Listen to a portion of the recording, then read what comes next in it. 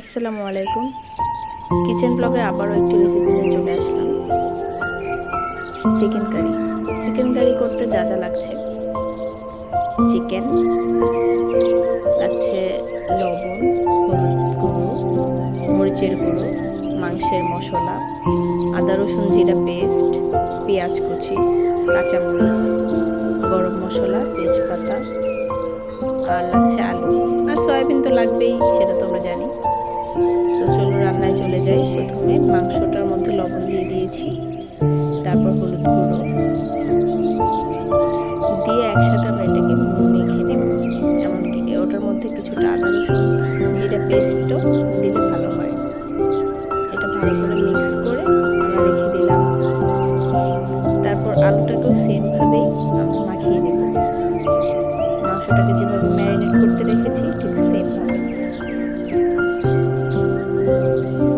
তারপর চুলায় একটা প্যান বসিয়ে দিই, সেখানে আমরা ম্যারিনেট করা মাংসগুলো ভেজে নেব। প্যানে তেল দিয়ে দিলাম।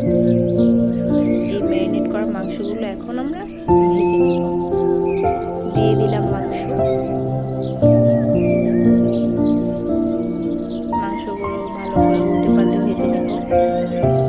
বেশি ভাজা যাবে না, হালকা করে ভেজে তারপর আমরা এটাকে নামিয়ে নেব। মাংসগুলো আমাদের ভাজা হয়ে গেছে, এখন আমরা নামিয়ে নেব।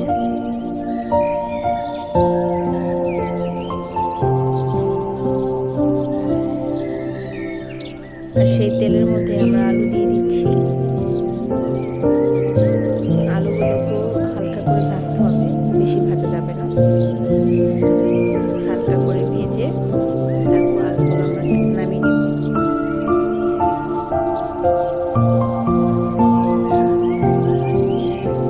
এখন আরেকটা প্যান বসিয়ে আমরা প্যানটা গরম করে সেখানে সয়াবিন তেল পরিমাণ মতো দিয়ে সেখানে পেঁয়াজ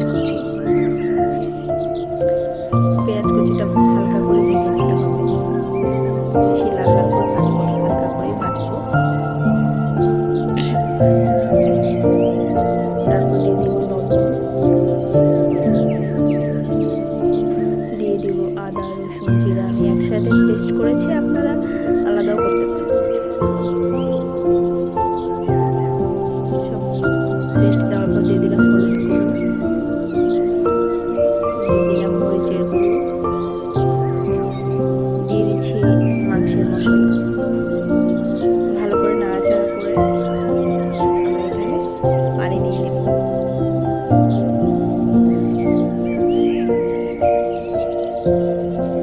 তারপর এখানে গরম মশলা, তেজপাতা, দারচিনি, এলাচ, গোলমরিচ সব দিয়ে ঢেকে দিলাম। যখন মশলা থেকে তেল বেরিয়ে আসবে, ভাববো কষানো হয়ে গেছে, আমরা ওখানে মাংসগুলো দিয়ে দিব।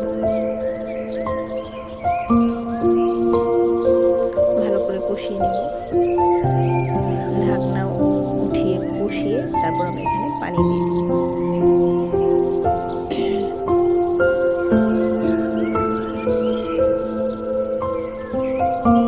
এখন ঝোলটা ঘন হওয়া অবধি আমরা ওয়েট করব।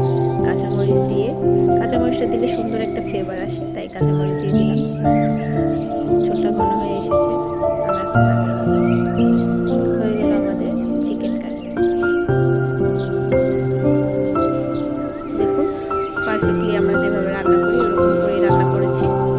ভালো লাগলে অবশ্যই কমেন্ট করবেন। এখন আমরা রান্না করব রাইস, মানে পোলাও চাল দিয়ে আর কি রাইস রান্না করব। তেল দিয়ে ওখানে পেঁয়াজ কুচি, গরম মশলা, তেজপাতা সব কিছু দিয়ে দিচ্ছি। দিয়ে কয়েকটা কিশমিশ দিয়ে দিলাম। ভালো করে নাড়াচাড়া করব।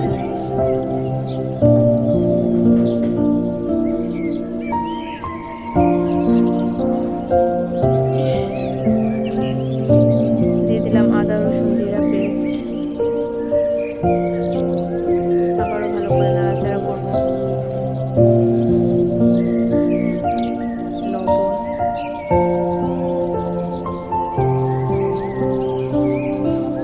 ভালো করে নাড়াচাড়া করে আমরা এখানে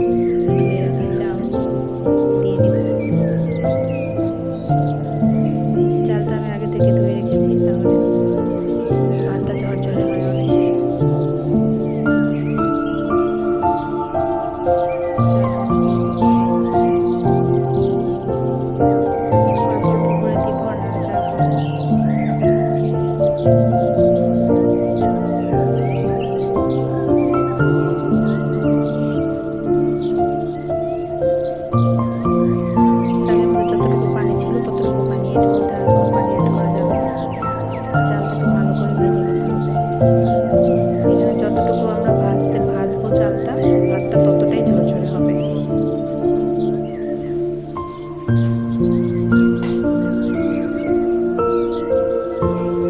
ভালো করে চালটাকে ভেজে নিচ্ছি ভাতের পানিতে।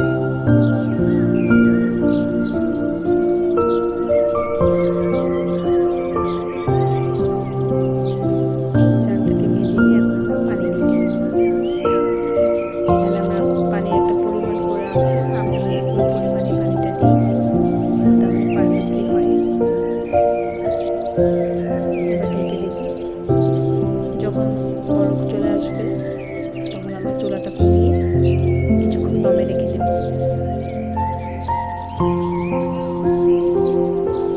দমে রেখে দিলাম আমরা চুলা কমিয়ে। দু একটা কাঁচামরিচ ছড়িয়ে দিলাম সুন্দর ফ্লেভারের জন্য। ভাতটা চারদিকে চাপ দিয়ে রাখতে হবে, তাহলে সুন্দর পারফেক্ট ভাত হয়ে যাবে। দেখুন ভাতটা অনেকটা হয়ে গেছে, কিছু কিছু বাকি আছে, এগুলো চাপে আর একটু রাখলে হয়ে যাবে।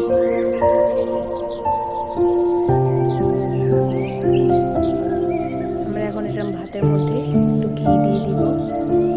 ঘিটা দিলে ভাতের ফ্লেভারটা অনেক সুন্দর আসে। বেশি লাগবে না, মাত্র 2 চামচ ঘি দিলে ফ্লেভারটা চলে আসে। এবার আরেকটু টাইম দমে রাখলে আমাদের ভাত পারফেক্টলি হয়ে গেছে। হ্যাঁ, আমাদের ভাতটা পারফেক্টলি হয়ে গেছে। পরিবেশন করব।